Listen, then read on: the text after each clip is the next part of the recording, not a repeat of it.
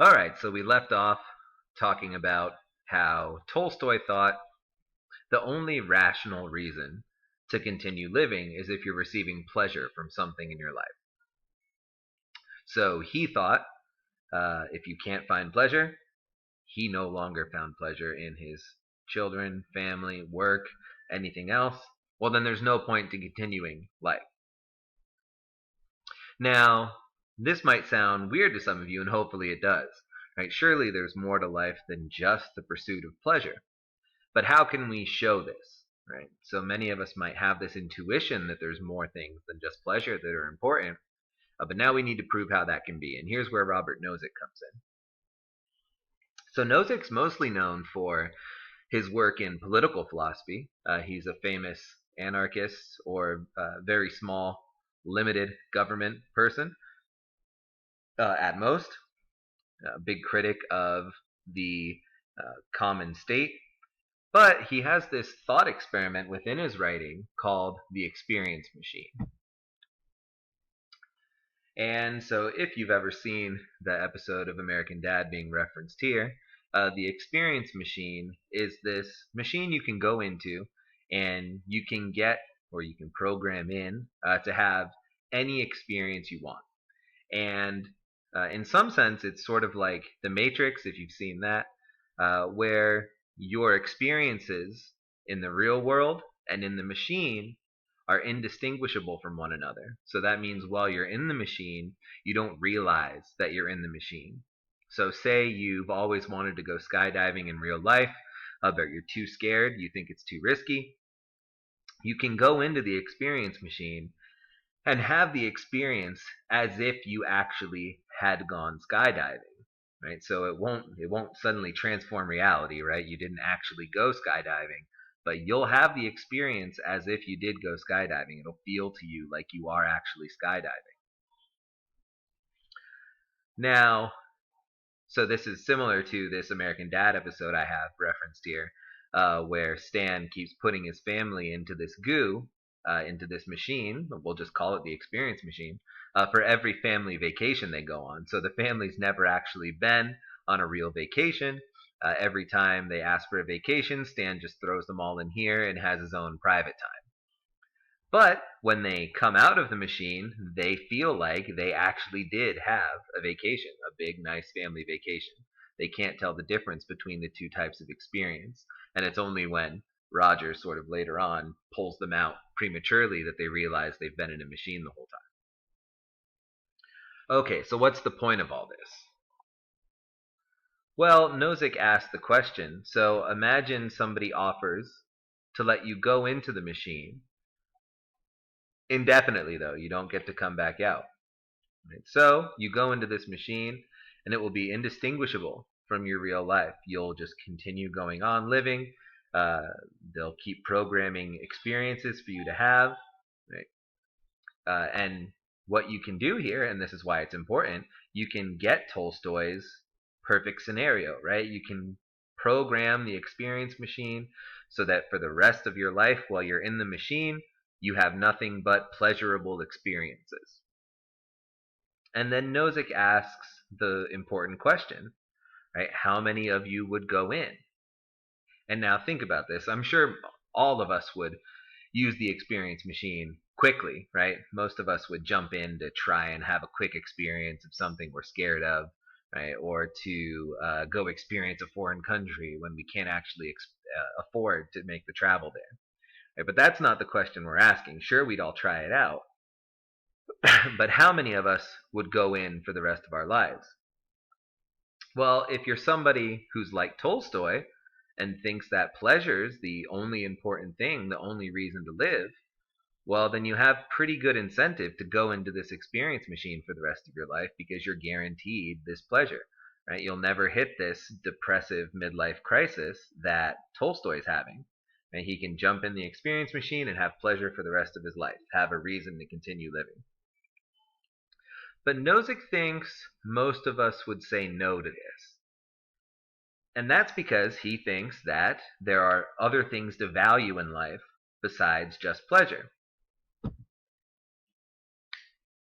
So, in addition to pleasure, he thinks we actually want to do things, we actually want to be a certain way, and we actually want to have things. Right? So in terms of actually doing things, we don't just want to have the experience of skydiving, right? We actually want to do that act. We actually want to go skydiving as a means of either some type of accomplishment, overcoming our fears, and doing something we've always wanted to do. So say you go into the experience machine and you program it for a skydive, you come out, and your friend asks you, "Have you ever been skydiving?" Well, no, but I've experienced what it's like to go skydiving. Your friend would probably laugh at you and say, well, no, then you haven't gone skydiving yet, right? And you would feel the same way. No, I haven't actually gone skydiving. I just know what it would feel like. So that's a big difference, right? We actually want to do these things. Now think about something more important than just skydiving, right? So some of us want to change the world for the better. So there are people out there who are currently trying to find the cure for cancer. They don't want to just have the experience as if they found the cure for cancer, right? Going into the experience machine would not be satisfying for them. They want to actually do that in reality, right? They want that connection to reality. They don't just want to feel like they cured cancer, they actually want to cure cancer. And so this also happens with wanting to be a certain way, right? So you can go into the experience machine and program a bunch of events where you get the chance to be courageous, you get the chance to be respectful. But it's not like you actually are that way, right? You can't actually be courageous in the face of the experience machine events.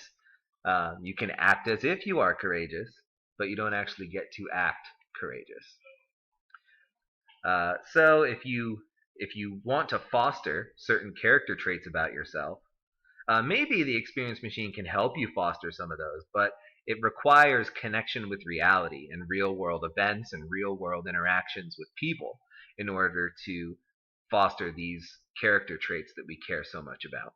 Right? We don't just want people to say, well, he acts as if he were respectful in this experience machine scenario.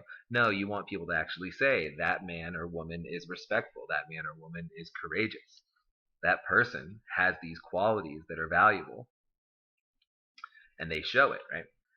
And then finally, we actually want to have things, right? So most of us value love and friendship and family. We don't just want to have the experience as if we have those things. We actually want to have them in real life, right? So I don't think I'd be satisfied if I had experience machine friendship, right? Oh, I know what it would be like if I did have some friends. No, that's not what I'm looking for at all. So I want to actually have these connections with people, not just connections with sort of these images of people, right? Even though it would feel like the same experience, right? So that's a really important point here. Friendship in the experience machine and friendship in real life would both feel like a connection with a person, but only the connection in reality is friendship, right? Whereas this connection in the experience machine is something getting close to friendship, but without that connection to another actual person, there's nothing there. So these are just a few of the things that we can list to say, well, Tolstoy, I see where you were headed. Pleasure does seem to be a very important aspect of life, but it's not all there is. There are these other things we're listing about really important connections with reality that might not always bring us pleasure, but are important nonetheless. And so if that's the case, if Nozik's right that there's more to life than just pleasure, there's these other things we've been talking about, then Tolstoy's conclusion was incorrect, right? So we shouldn't just give up on living whenever we run out of pleasure or move over to non-rational modes of thought. Just because we don't have pleasure doesn't mean we have to start trying to believe in God. There are these other things we can get like meaning from in life. So meaning doesn't have to only be cosmic or only pleasure. There are these other things. And so Nozick should go back, if this were possible, and tell Tolstoy, well, no, it's not that you need to search for pleasure all the way down. Sure, we can try and bring you as much pleasure as possible because that's also important. But as long as you are accomplishing things and having friendships you value, there are all these other things where we can find value in our lives. And so that's the end for the meaning of life. Hopefully, you've seen some of the ways now in which we can get value. I mean, we can get value from pleasure. Obviously, that's not the only way. We can get value from accomplishment, friendship, love, so on and so forth.